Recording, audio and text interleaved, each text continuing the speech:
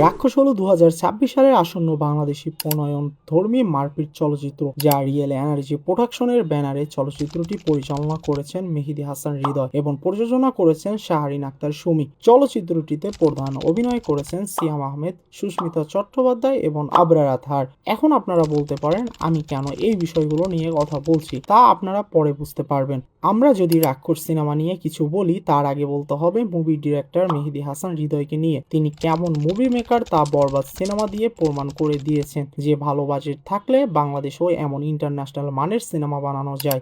এখন আসি রাক্ষস মুভির প্রসঙ্গে। যখন রাক্ষস মুভির ফার্স্ট অ্যানাউন্সমেন্ট ভিডিও রিলিজ হয়, তখন দেখে বোঝা গেছে এই সিনেমাটি হতে পারে ভাইলেন্স যুক্ত রিভেঞ্জ লাভ সিনেমা। মুভির টিজার আসার পর সেরকম কিছু আন্দাজ করা গেছে। এখন যদি সিয়ামের অভিনয় প্রসঙ্গে কিছু বলি, তাহলে শুরুতেই বলবো তার লুক নিয়ে কিছু কথা। এখানে সিয়ামকে ডিফারেন্ট ভাবে প্রেজেন্ট করা হলেও তা আমার কাছে নতুন কিছু লাগেনি, কারণ তার আগের জঙ্গলি সিনেমায় এরকমের লুক দেখা গেছে। জঙ্গলি সিনেমাতে সিয়াম ঠিকঠাক অভিনয় করলেও আমার আহামরি তেমন কিছু লাগেনি। এখন দেখার বিষয় হলো টিজারে যেরকম দেখা গেছে ওরকম সিয়ামের অভিনয় স্কেল ধরে রাখতে পারে কিনা। এখন আসি সুস্মিতা চট্টোপাধ্যায়ের কাছে। এটি বাংলাদেশে অভিনয় করা তার প্রথম সিনেমা। সে এর আগে যে ধরনের সিনেমাতে অভিনয় করেছেন, বলা যায় তার থেকে রাক্ষসের অভিনয় ছিল তার জন্য চ্যালেঞ্জিং বিষয়, এবং তিনি চ্যালেঞ্জিং সিনগুলোতে খুব সুন্দরভাবে অভিনয় করেছেন। এখন দেখার বিষয় হলো তিনি তার এই স্কেলটা ধরে রাখতে পারে কিনা পুরো সিনেমা জুড়ে, যেমনটি পেরেছিলেন ভারতীয় অভিনেত্রী ইদিকা পাল। এখানে সিয়ামের সাথে যে ভিলেনের খুব বড় একটি টক্কর হবে তা আন্দাজ করাই যায়।